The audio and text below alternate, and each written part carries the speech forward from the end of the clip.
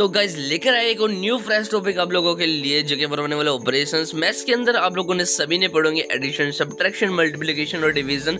तो ये हमारे अब तक 4 टाइप के ऑपरेशंस जो अब तक पढ़े हुए हैं, लेकिन आज हम 2 नए टाइप के ऑपरेशंस पढ़ने वाले हैं, मॉड्यूलो और एक्सपोनेंशियल। जैसे हम किसी एक ऑपरेशन को परफॉर्म करते हैं, जैसे ए प्लस बी हमने लिख लिया, तो इसमें ए और बी जो है वो ऑपरेंड है, और जो इसमें प्लस साइन है वो एक इस टोटल प्रोसेसिंग को हम ऑपरेशन बोलते हैं। लेकिन अब हम आ चुके हैं अपनी कंसोल विंडो के ऊपर, और हम यहाँ पे एक वेरिएबल टाइप कर लेते हैं, ए इज इक्वल टू, जैसे हमने 10 यहाँ पे टाइप कर लिया, और हम ये लिख लेते हैं बी इज इक्वल टू, यहाँ पे लिख लेते हैं 20, और हम यहाँ पे अपने ऑपरेशंस को परफॉर्म करना स्टार्ट करते हैं। जैसे कि हमने लिखा sum is equal to A plus B, तो हमारे पास अब एक नई वैल्यू बन के आ गई, सम की एक अलग से एक नई वैल्यू बन के आ गई 30। जैसे हम सम को यहाँ पे प्रिंट कराएंगे तो 30 हमारे पास प्रिंट होके आ जाएगा। ठीक है, तरीके से हम डिफरेंस करके देख सकते हैं। यहाँ पे लिख सकते हैं हम difference is equal to A minus B.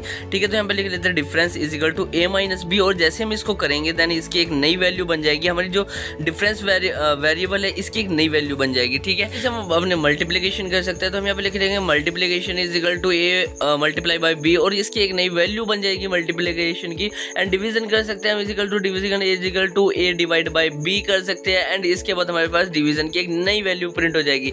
तो ये हमारे जो नए वेरिएबल्स बने हैं, मल्टीप्लिकेशन, डिवीजन, सम और ये मल्टीपल जो भी है, इनकी एक अलग से अब हमारी एक वैल्यू फिक्स हो गई हमारे जावास्क्रिप्ट के अंदर गाइस। ठीक है, न्यू ऑपरेशन के बारे में बात करते हैं जो कि हमारा होने वाला मॉड्यूला। तो मॉड्यूला क्या होता है कि जब हम आप लोगों ने मैथ्स के अंदर डिवाइड करा होगा, डिवाइड करने के बाद हमारे लास्ट में एक रिमाइंडर बचता था, तो उस रिमाइंडर को हम मॉड्यूला बोलते हैं। जैसे कि हम यहाँ पे एक 12 डिजिट को 5 से डिवाइड कर रहे हैं, और डिवाइड करने के बाद हमारे पास लास्ट में 2 रिमाइंडर बचा है, तो इसी का मॉड्यूला बोलते हैं। तो इसे हम ज़्यादातर ओड इवन को डिटेक्ट करने के लिए यूज़ करते हैं। अगर हमारी डिवाइड करने के बाद कुछ वैल्यू बच जाती है तो वो हमारा एक ओड नंबर होगा, और अगर पूरी तरह से कट जाती है तो एक इवन नंबर होगा गाइस। ठीक है, तो गाइस हम अपने नेक्स्ट ऑपरेशन के बारे में बात करने वाले जो कि हमारा होने वाला एक्सपोनेंशियल।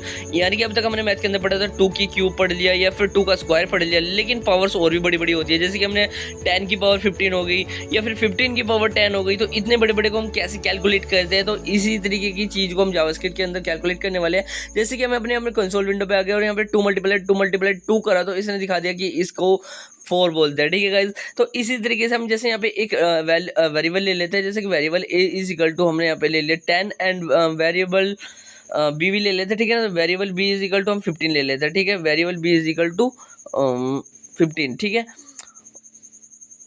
ओके, देन इसके बाद हम इन दोनों को यहाँ पे इनकी पावर्स निकालेंगे, तो यहाँ पे a multiply by A multiply b लिखेंगे। देन इसने हमको कैलकुलेट बता दिया कि a की पावर b कितना होगा, यानी कि 10 की पावर 15 कितना होगा। इसने यहाँ पे मैं अच्छे से कैलकुलेट करके बता दिया, बहुत बड़ी डिजिट है। तो ज़्यादातर गाइज हम जो ये अब यहाँ पे ऑपरेशंस पढ़ रहे हैं वो जावास्क्रिप्ट के अंदर इसलिए पढ़े कि हम इससे छोटा मोटा कैलकुलेटर तैयार कर सके, तो इसके लिए ही हम ज़्यादातर इन कैलकुलेशंस को पढ़ रहे हैं। तो इस तरीके से आप लोग कैलकुलेट करके देख सकते हो, पावर्स को निकाल सकते हो, डिवाइड कर सकते हो, मल्टीप्लाई